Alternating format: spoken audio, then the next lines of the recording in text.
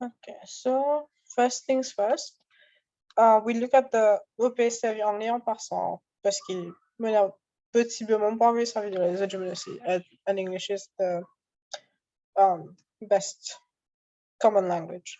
So first things first, we'll go through the list that we already created. And what we want to do here is we want to look at each university in terms of the constraints and values that you have. Now I'll just do like a brief pause here and explain what I mean by values and constraints. Usually when you apply to universities, there are certain things that you need to have from the university, otherwise you can't go there. And these are your constraints. The number one constraint in Mauritius is finance. So a lot of students can't go to university if they find that they cannot afford the degree. Next to that, another constraint in this case with this method is that you need to check if the university or the college provides your degree as a course in that university or that college. So that's another constraint.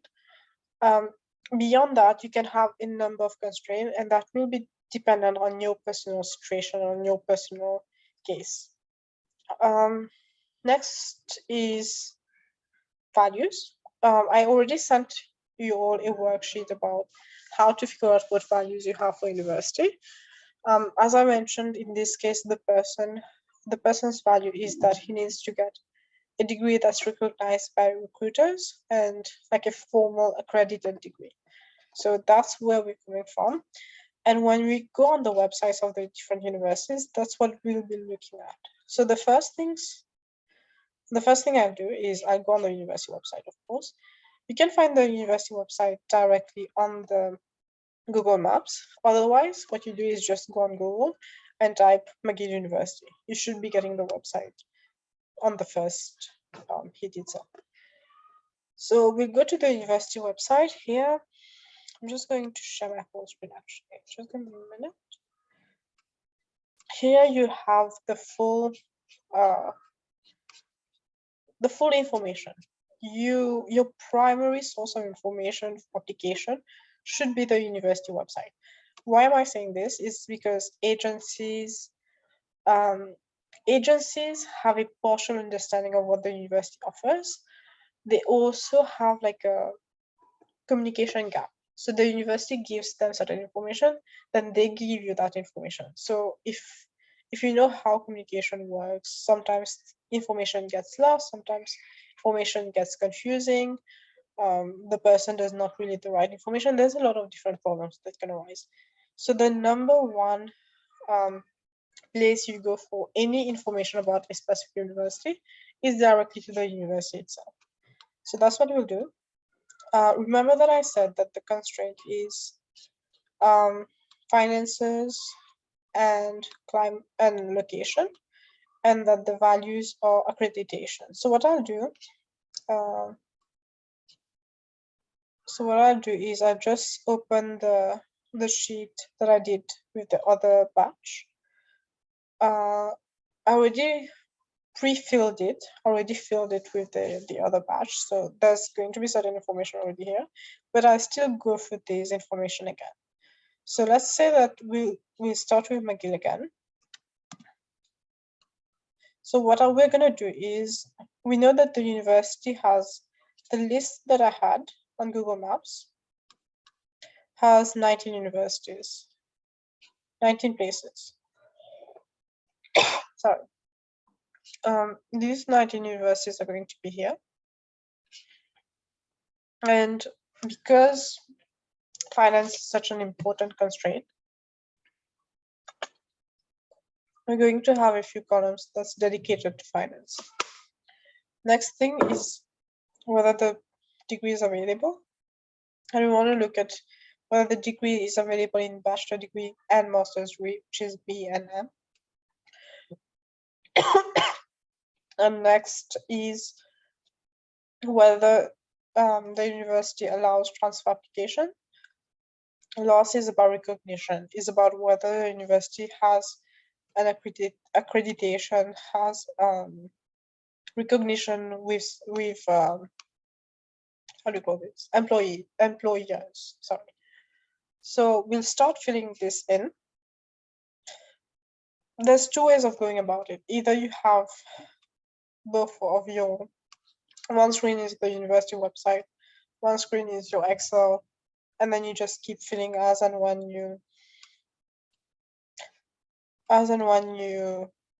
go through the website. Another method is using pen and paper. So you have your website on the screen and you have a pen and paper and you just write things down as you go. I like Excel because you can do calculations easily, but that's really personal preference.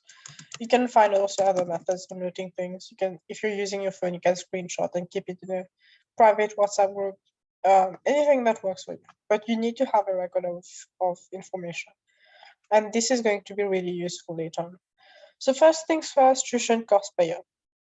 Usually, I mean, I'm very familiar with the McGill website, but usually what you want to do is you look at the first page, you identify places where you need information. So admissions is usually a big one. Student life is another one. Why Montreal, why the location itself is another one, and about McGill. Usually these are the most important things that students look at. Research is interesting if you have a research interest, but you otherwise for a bachelor degree, usually you won't really get into research until like third year, fourth year of your degree. So it really depends on if that's important for you. But here in this case, finance is important. Finance is usually either in admissions or in student life or in about. So in this case, it's here, admissions, tuition fees. So I'll go on tuition fees. Here you want to quickly identify where the information that you want is. In this case, it's undergraduate fee tables. Undergraduate just literally means bachelor degree. So you can just count it as that. So here, I'm going to look at Bachelor of Commerce, last available academic year, and then international student. This is one layout. Every university is going to have a different layout for how they put the fees. But basically what you need to be looking for is this number. Total fees for 2021 was 59,000. So this is going to come here. 9,650. Estimated living expense per year. Just doing a quick search. Living expense in Montreal. McGill is in Montreal, and I'm just looking at that. Usually, all universities in one city are going to have approximately the same living expense. So you don't have to look for every single university's living expense. You can just look for one place in that city and then just extrapolate. So here it says a single person estimated monthly cost for this much without rent. So this is how much it costs to live there without rent. So I'm going to have this multiplied by 12. By the way, I know I'm going a little fast, so if ever you're not following, just send a message on the chat and let me know. Like I'll slow down. I don't mind slowing down. So this number times 12, and then we account for rent. There's a number I think for rent here. Rent per month is 1,200. This is approximately true, so I'm just going to remove that. 1,200 times 12. This is the estimated living expense. Now the total cost is going to be this plus this. So this is the total cost in Canadian dollars. If you want to do it in Mauritian rupees, when you find this number, just literally like put it either on directly on Google. So like 59,000 Canadian dollar to MUR to Mauritian rupees. You get the number. So this is 2 million rupees, so 2 million rupees. Don't be discouraged. Like, I'll be honest with you, don't be discouraged at this stage because you haven't got to this point yet. The scholarship and the financial aid, usually can cover the full tuition cost. So even if this number looks very, very big to you, keep looking, keep going through the steps, do the scholarship and financial aid, and then decide whether it's worth applying or not. So now we've looked at living expense, tuition costs. The next thing we need to look at is expected scholarship. So what we do, we come back to the website. By the way, keep track of the links. So copy the links and have the links like in the end of the Excel. Keep the links. It's useful so that you don't have to go through everything over again when you upload. You go back to the main page. You find the scholarship pod. The scholarship here is still in admissions. And you go and find the details for scholarships. Usually what you're looking for is entrance scholarships. You can also be looking for merit scholarships. You can be looking for, there's different names they call it, but it's always going to have the word scholarship usually in Canada, it's usually having the word scholarship. So first thing you look at entrance scholarship and you look at the information. There's 3 types of funding available. You can look at all of them. Take some time to actually go through this information. I'm going very quick because I know everything. But it's your first time going through it. So just take your time.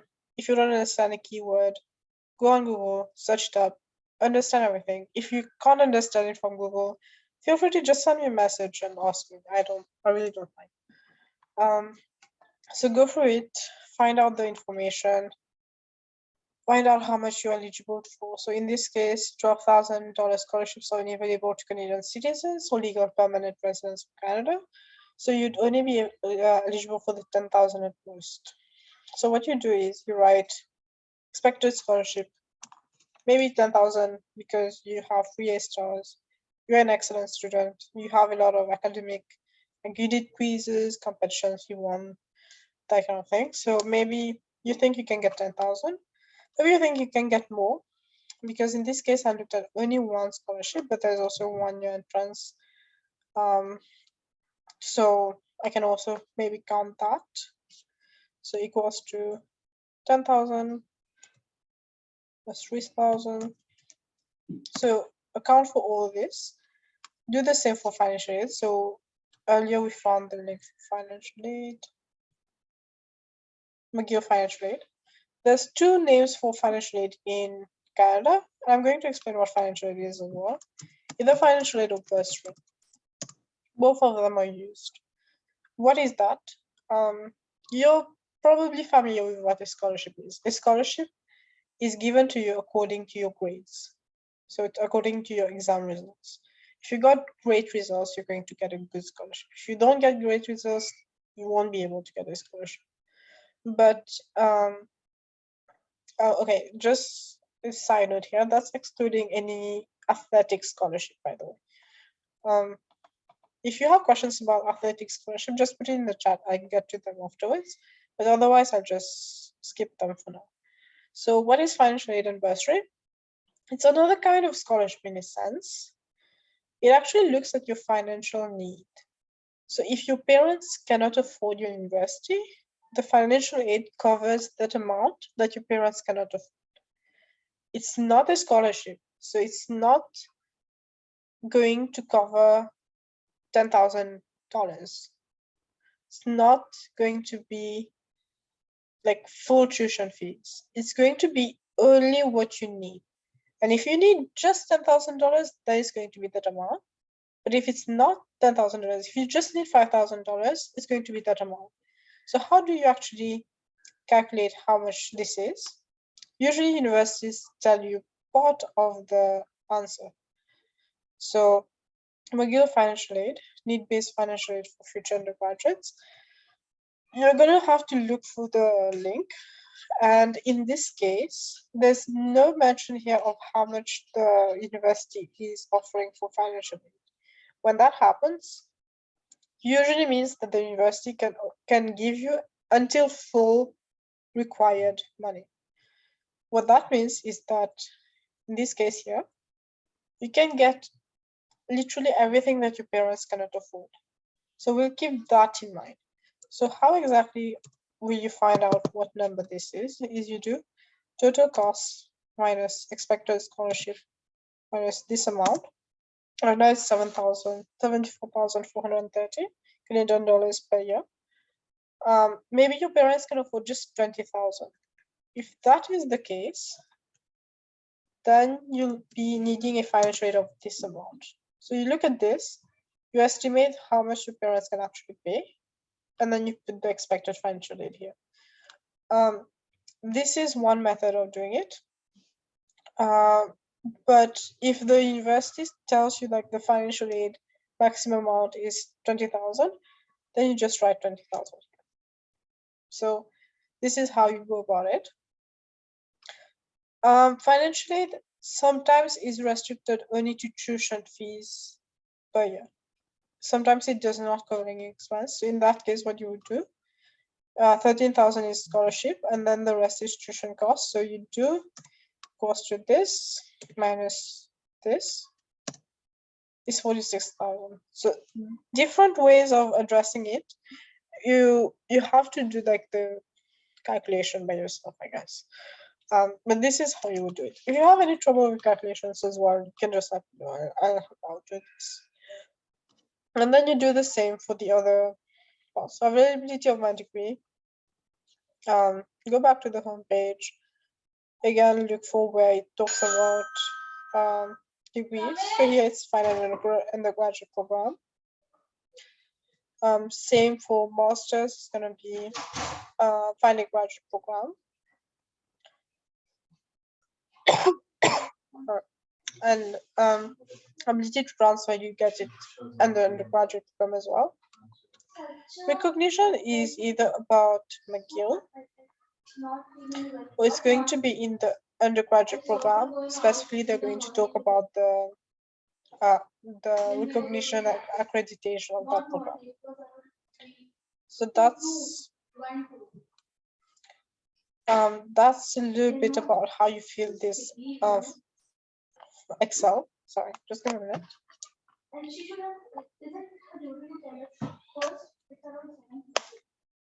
Okay, so this is how you feel the Excel.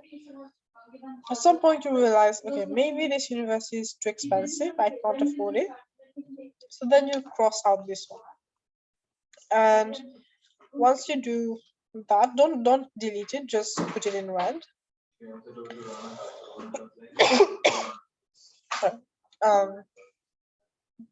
Yeah, so you do that for the 19 universities in your list.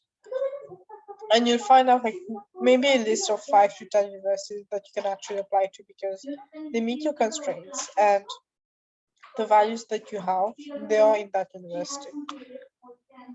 So you'll do that for your list.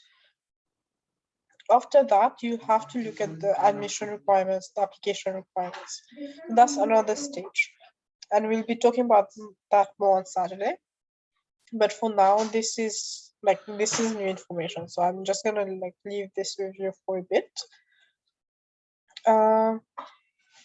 Another thing I wanted to say is you have to narrow down the list of universities you have because it's going to be extremely hard to apply to a lot of universities. I've done it. I've applied to 26 universities. It takes a lot of time. It takes a lot of effort.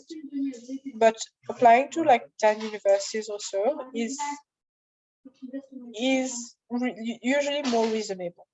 So apply to universities that you know you can get, universities that you're not sure you can get, but that you really want to get into, and apply to universities that there might be like 0.1% chance that you get into, but it's really going to add value to your life, to your career, to your academic path. So you need to have a mix of different universities, but all of them need to meet your basic constraints, and they need to ideally also meet your values. So values is going to be at the end. this Excel is going to depend on your values and constraints. You're not going to write every single information that you find on the website. You're just going to write the bare minimum. The extra information that's going to come afterwards. So that's pretty much it. I'm just gonna stop the